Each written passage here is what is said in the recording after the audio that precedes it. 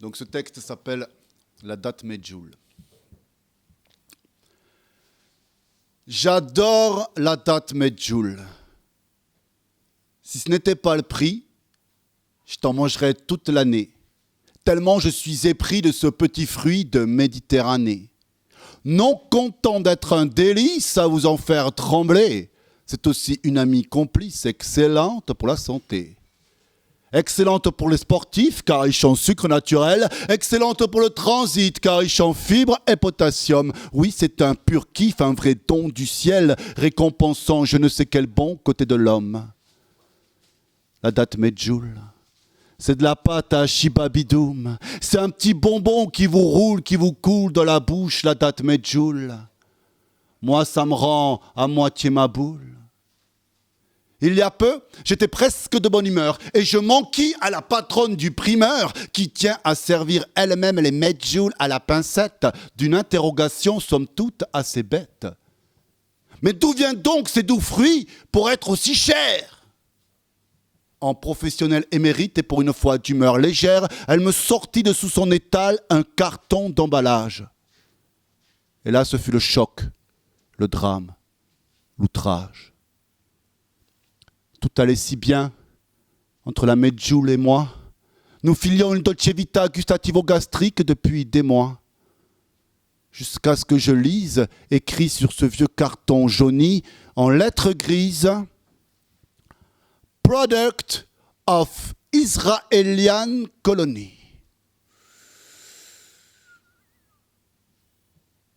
Nom de Zeus, Marty, est-il possible, quelques 20 ans après l'an 2000, d'avaler le moindre fruit tranquille sans que ne débarque sur nos innocentes papilles je ne sais quel bordel de l'autre bout du globe où l'humanité part en vrille. La date Medjool, ma petite date Medjool, ma petite pâte à douceur, mon petit bonbon qui roule, pousse sur ces terres où la vengeance règle des jours, où depuis des millénaires, l'histoire s'écrit en rouge. Moi, qui verse une larme à chaque reportage sur l'assassinat d'Yitzhak Rabin, vais-je pouvoir y croquer dedans sans avoir le moindre spleen, sans avoir des visions de Ban Ki-moon, de Kofi Annan, promettant les pires tourments à mon âme. Y croquer dedans, fait-il de moi un connard d'occidental indifférent à la misère autour de lui? En acheter encore, signifie-t-il boulonner un peu plus fort tous les miradors de Cisjordanie? Là, boycotté, fait-il de moi un antisémite, un nazion 2.0, un apprenti terroriste bientôt fiché Est dans toutes les gendarmeries du Tarn, de l'Aude et de l'Hérault? Dois-je me mettre à jeûner? Dois-je me mettre au pruneau à jeûner? Qui certes est bien moins agréable sur le palais, mais garantit son drone armé dans la palmeraie. Car pour être sûr, il faut manger français. Manger français, c'est plus sûr. Manger français, c'est plus sain. Manger français, c'est manger patrie, c'est manger drapeau, c'est jamais trop dans ton chariot. Manger français, c'est manger solidaire, c'est manger Monsanto, c'est manger pesticides, oui, mais français. Donc c'est déjà moins pire. Manger français, c'est manger De Gaulle, c'est manger Marianne, c'est manger Jean Moulin, c'est manger grand discours à la tribune des Nations Unies.